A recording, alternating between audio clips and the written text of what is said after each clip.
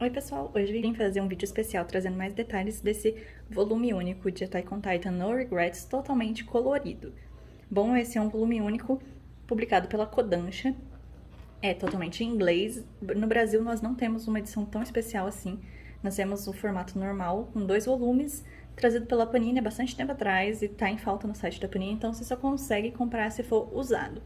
Mas eu comprei essa edição em inglês, porque é um volume, ela é capa dura e é totalmente colorida, e é o Levi, é um personagem que eu gosto muito, por isso eu decidi gastar um pouquinho a mais. Eu vou deixar o link na descrição da compra, do link pra Amazon, pra vocês comprarem caso vocês tenham interesse, mas é sempre bom ficar de olho, porque sempre aparece desconto, então assim, não pega o link e já compra de cara, fica acompanhando pra ver se vale a pena pra vocês comprarem.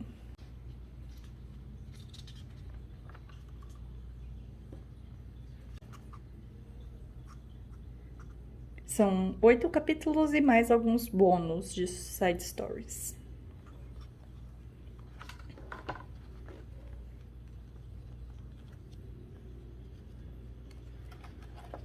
É muito bonito porque é totalmente colorido, então vale bastante a pena. Eu acho essa página muito bonita, gente, muito emocionante de se ver. Aqui eu não vou mostrar muito mais, que eu tenho medo de dar algum spoiler pra vocês. Mas assim, a edição é muito bonita e vale a pena pra você se você gosta do... Levi é uma side story que tem OVA, vocês podem assistir primeiro e olhar se vale a pena pra vocês se presentear com um mangá um pouco mais caro, mas uma edição especial. Então até a próxima, pessoal. Espero que tenham gostado. Caso vocês queiram mais detalhes dessa edição, podem me deixar nos comentários que eu mostro mais pra vocês em outro vídeo, tá bom? Até mais!